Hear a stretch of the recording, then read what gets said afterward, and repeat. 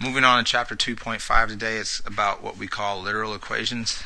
This section is a one-day section, not because it's easy, but because it represents a basic topic that should not be overtaught. The general idea of this section is solving with multiple variables in the equation. What you're going to learn and what you need to know is that the phrase solve for means get alone or get it alone.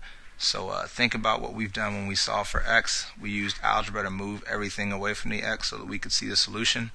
So here's your transition into literal equations. If we had solved for x and x plus 2 equals 8, we got x alone by subtracting 2 from both sides, simplifying 8 minus 2 to be 6. The same thing works if I have x plus y equals 8, because solve for x means I want x by itself, which means I must move y. Since y is being added, I simply subtract y from both sides.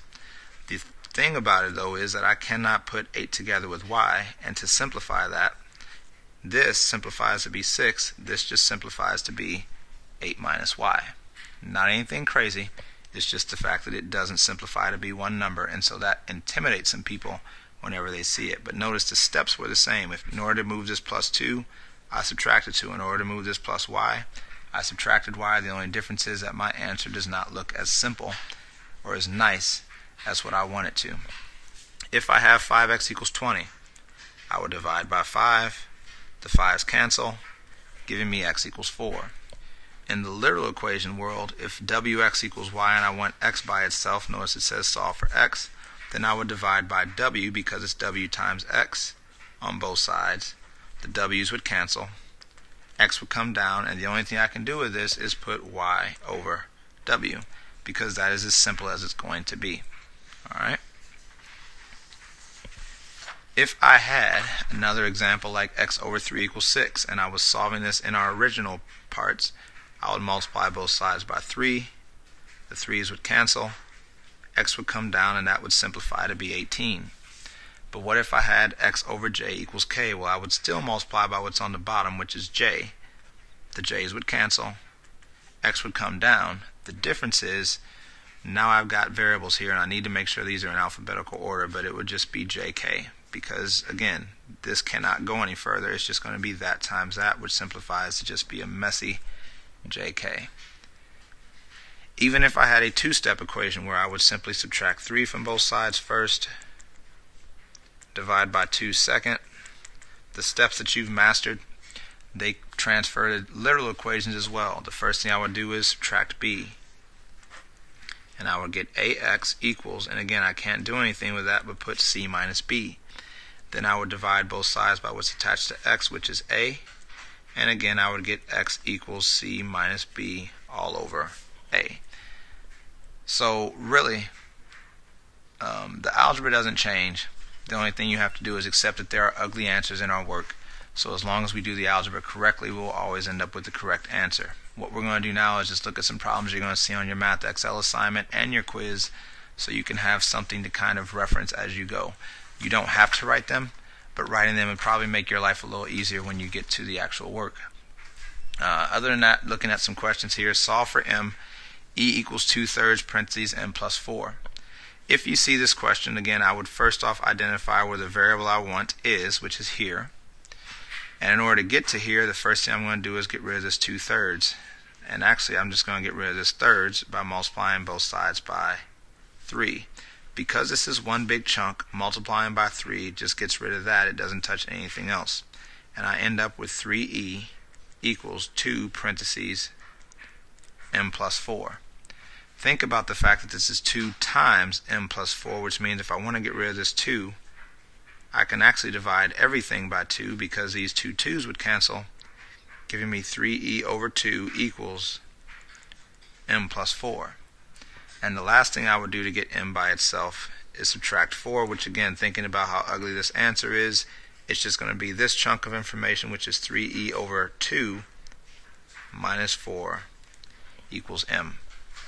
Again, you are simply moving pieces now, and the only thing that happens is that it just kind of, it's like a ball of gum just rolling down in some trash. It just keeps picking more stuff up. So it starts out looking like that. It picks up a e, then it picks up a 2, then it picks up a 4, and it's a big ball of junk over there. But again, you've got m by itself, which obviously is what you're looking for because it wants you to solve for m.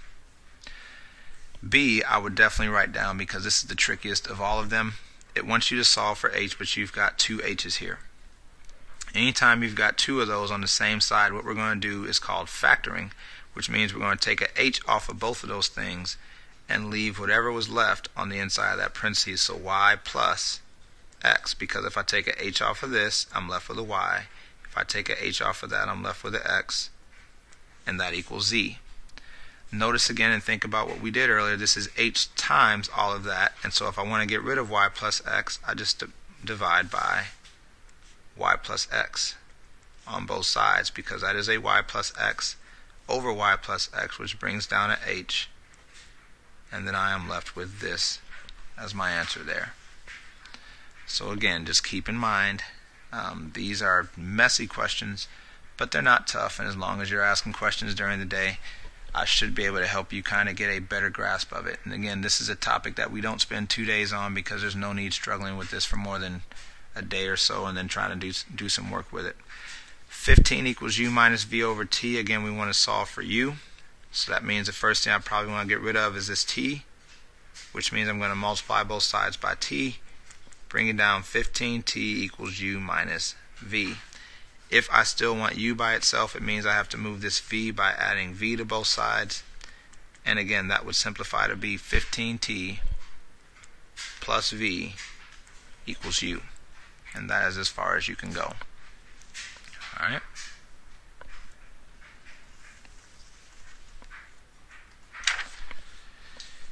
Solve for n. So again, this means I want n by itself. So the first thing I do is identify what I want to get alone, and then I use my algebraic training to do the rest. The first thing I would get rid of is the furthest from n, which is the s. That turns this into a capital T, and make sure you respect the fact that it's a capital T plus s equals mn.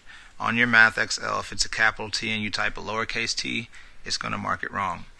Now, in order to get n by itself, I have to get rid of this m, which is being multiplied. So remember, the way I do that is by dividing by m, getting the answer of t plus s over m equals n. It's just messy algebra. But really what it does is it helps you to get stronger in your solving, because if you can do it with this, then you can do it with anything. Solve for g. In this case, we've got f and h attached to g.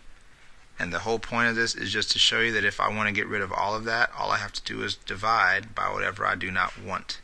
So if g is there and that's what I want, I can put an f and an h on the bottom, ending up with 5 over fh is equal to g, and wrapping that up. So again, those are some questions you're going to see today. Hopefully you work as hard as you can to get there. Just remember again that we learn from our mistakes and experiences. I try to give you a little bit of a reference with those things, but you still have to get out there and just struggle with a few problems in order to gain your own confidence. So just be sure, again, to work together and communicate, as well as ask as many questions as you need to do to master your craft. You still have the quiz coming up Friday. It's still over the information we've been doing. Just again, make sure you are working to get there and that you're trying to get things done the right way. Good luck.